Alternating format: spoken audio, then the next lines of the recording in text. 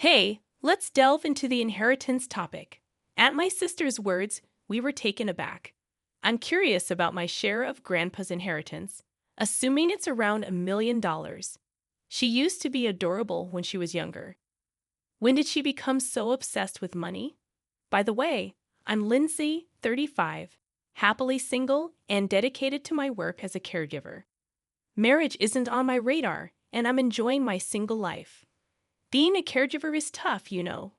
Building relationships with clients can be challenging, and it's physically and mentally exhausting at times. But hearing gratitude from clients like Lindsay, thank you, you always help me keeps me energized. It's a rewarding profession. Lindsay, is it time to finish up? My colleague asked as I was washing used towels. I'll take over. I feel guilty every time, but sure, take care. By 5 o'clock p.m., my colleague was taking the night shift. I have circumstances preventing me from working nights, but my workplace understands. I'm truly grateful. After expressing my thanks, I hurried home, a 20-minute drive away. Grandma? I'm back, I greeted. Have you eaten? About two, Grandma replied. Then let's eat together with Grandpa. The three of us. How about that? I live with my grandparents to care for Grandpa. It might be unusual, but I moved here willingly. After losing our mother, our family became a father-only household. My sister was often rebellious toward our grandparents, but I appreciated their kindness. Despite working, my sister still asked for money whenever she ran out. Moreover, when my sister got married 5 years ago, she had the audacity to demand a $10,000 congratulatory gift. My father and I scolded her sternly, questioning her greed. What do you think Grandpa and Grandma are for, huh? It's my wedding, and it wouldn't hurt them to be more generous, she argued selfishly. Unbelievably unreasonable. My father reprimanded her. Can't you stop being so selfish? You're way too spoiled. Despite the scolding, the grandparents ended up giving the $10,000 as a congratulatory gift. I tried to intervene, saying it wasn't necessary, but they insisted, considering it a celebration. If only my sister and her husband had shown some gratitude. Instead, they acted as if receiving the money was their due right. That's why I never really liked my sister and her husband. Dealing with them only led to irritation. So, after my sister got married, I maintained a healthy distance from them. 2 years ago, Grandpa suffered a stroke and became bedridden. After discussions with my father and relatives, we considered placing him in a facility. However, Grandma insisted on not being separated from him. I will take care of Grandpa until the end, she declared. Witnessing the closeness of my grandparents, even from a grandchild's perspective, it was painfully clear that separating them would be too harsh. However, Grandma was already over 80, and taking care of Grandpa alone would be challenging. That's when I made up my mind. I decided to live with my grandparents. I owe so much to them for raising me, and more than anything, for their unwavering love and commitment. I wanted to repay them as a professional caregiver and as their grandchild, providing support for my grandparents. I requested a transfer at my workplace and moved into their house. I am currently taking turns with Grandma in taking care of Grandpa. The reason for refusing night shifts at my current job is because of this, and I'm truly grateful to my workplace for accommodating my needs. Grandpa seems to be in a good mood today. Grandma said to me while wiping his body. Really, it feels like he's smiling. Despite being bedridden and unable to converse, Grandma and I felt like we could somehow understand how he was feeling. It's tough every day, but I can keep going for my beloved grandparents. I love them that much. One day, while Grandma went out with her friends, I was taking care of Grandpa's meal. Grandpa, is it good? Grandpa didn't say anything, but I felt his gentle eyes were expressing gratitude. Just then, the entrance door was opened roughly. Oh, you're here, sis. What are you doing here? My sister barged into the house. Even though she's family, I couldn't help but feel a bit displeased. Nothing much, just came to see how Grandpa is doing, she said. I thought she didn't really care about Grandpa, but I didn't voice it. So, how is Grandpa doing? Well, nothing much has changed, I guess. I replied. Her interest seemed minimal, and I couldn't shake the feeling that she had some ill intentions. By the way, where's Grandma? She's out at the moment? Do you need something? Not really, nothing important. What could it be? This house is still as old as ever. My sister looked around as if appraising it. I felt she had some ill intentions, which made me more cautious. Hey, have you heard anything from Grandma? Heard what? About the inheritance. I was utterly dismayed. Grandpa is still alive. Why would she bring up such a topic? It's extremely disrespectful. Why are you even concerned about that? Well, if we wait until after he's gone, things will be rushed, right? It's better to talk about these things early. Can you stop? Is that why you showed up, just to talk about this? What's wrong with that? We have to discuss it sometime. Why are you even sticking your nose into the inheritance talk? My sister and I ended up arguing right there. I knew what she was after. She just wanted money.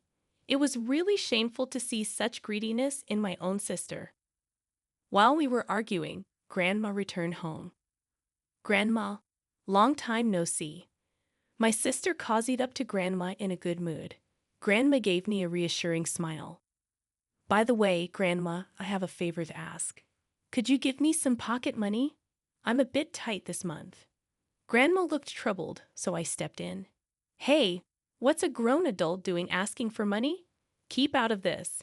I'm asking Grandma. Can't you see you're bothering her? Not at all. I'm her granddaughter. After all, my sister retorted, looking up at Grandma with a smile, hoping for money.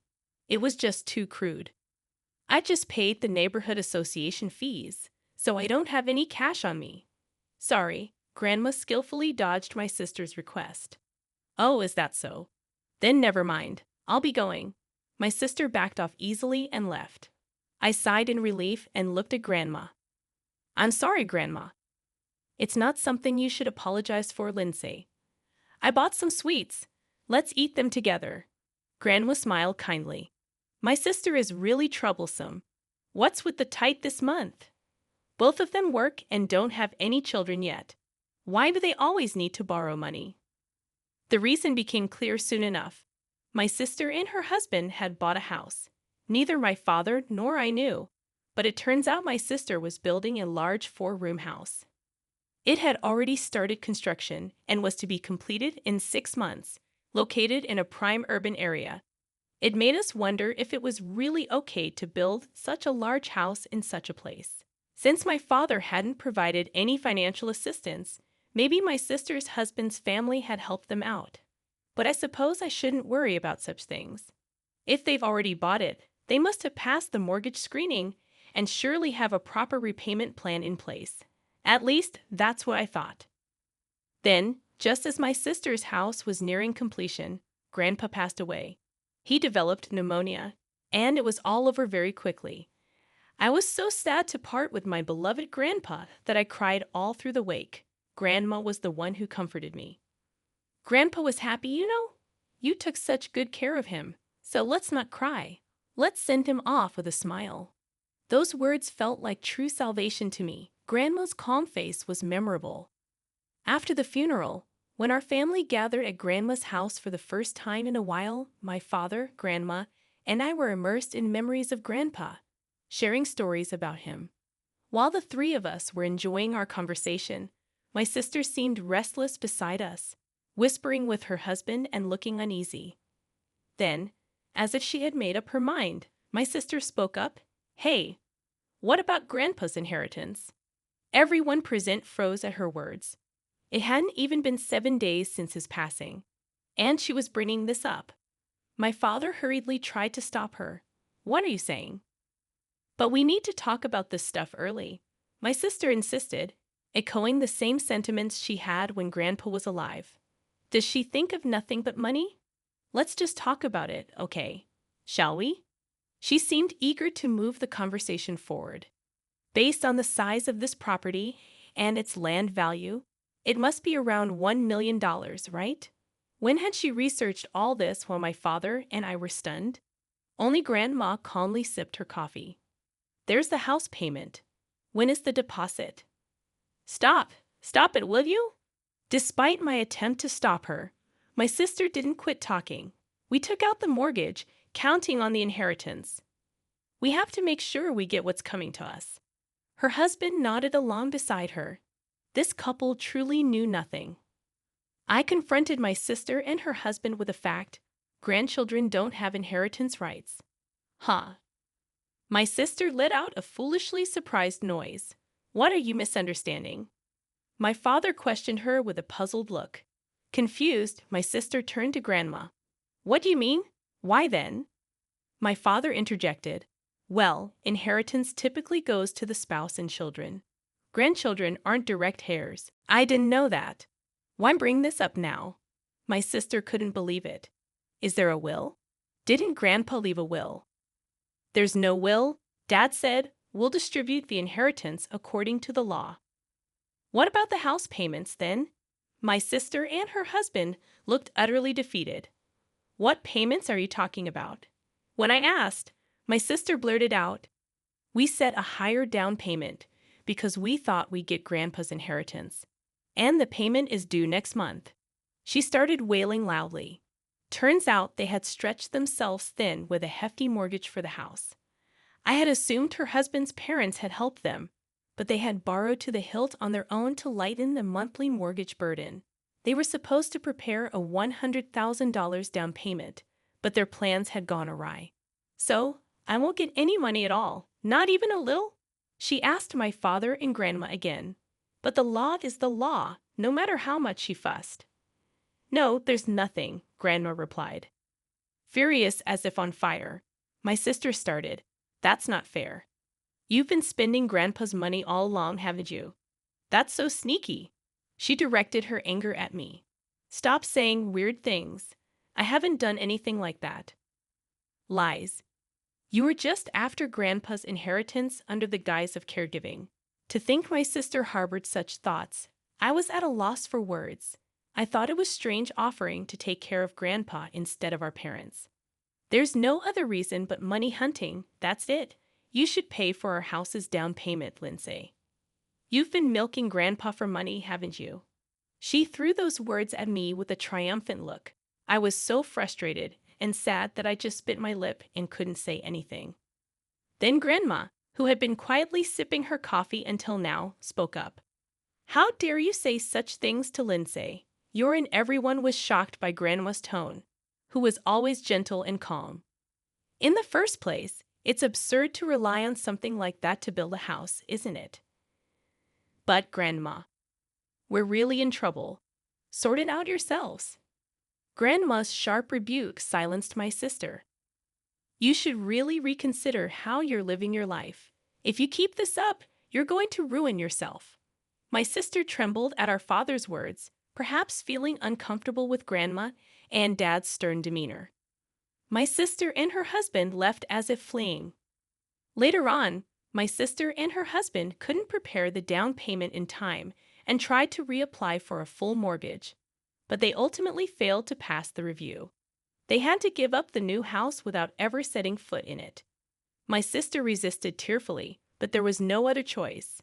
In the end, they were left with a debt of $200,000. I should never have bought that house, she lamented, but it was too late. They now spend their days working day and night to repay the debt. It's surprising they didn't understand how inheritance works. After losing the house, my sister repeatedly came to my father to ask for money. However, my father, unwilling to lend money so easily, firmly refused. Then she came to me. Lindsay, please think of me as your cute little sister and help me out, okay? As if she was a cute sister. Of course, I couldn't bring myself to want to help and replied, sorry, but I can't afford to. Even though I had enough savings, I felt no obligation to lend her anything as there was no guarantee it would be returned. Why not? I'm in trouble. You could at least help me, my sister said weakly, but I remained firm. You should learn from this and not depend on others anymore. I gave her that piece of advice, though I doubted it would resonate much. By the way, Grandma, what is it? After the month following the funeral, I asked Grandma about something that had been on my mind. Why did you say that to my sister back then? I was curious about the real intention behind Grandma's harsh words.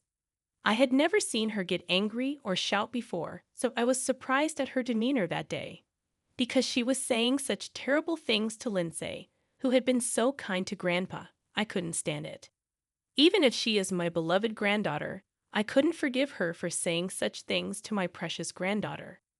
Knowing that Grandma cared so much for me made me so happy that tears welled up in my eyes. Lindsay, thank you so much. No, Grandma, I'm the one who should be thanking you.